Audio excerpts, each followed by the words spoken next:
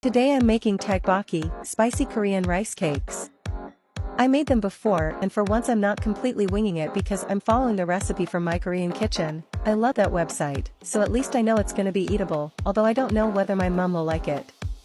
I had the idea to make it because I had rice cakes left over from making my mom's birthday soup, and I had to use them up somehow.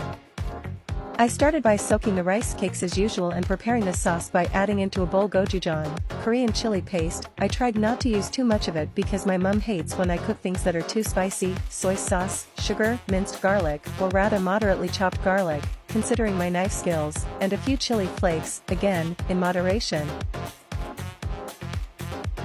I then moved on to preparing the bigger ingredients, since I couldn't find the flat fish cakes, but only the round ones. I'm cutting them up into quarters so that they'll be easier to eat and chopping up an onion to add to the sauce.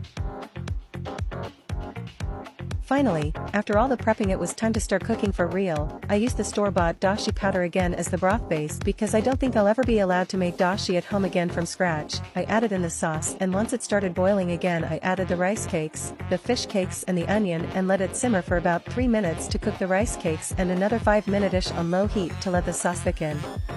Mine didn't thicken as much as I wished it would, but I was afraid the rice cakes would turn soggy if I let it cook much longer. I guess I used too much water in the beginning. Me not being able to eyeball things, what a surprise.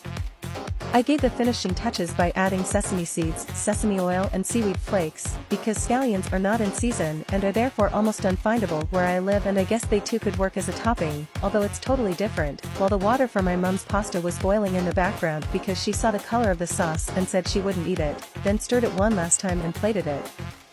I ate with the makgeolli, rice wine. I found at the Korean store and was glad there was more for me, because it turned out pretty darn good. Her loss, I guess.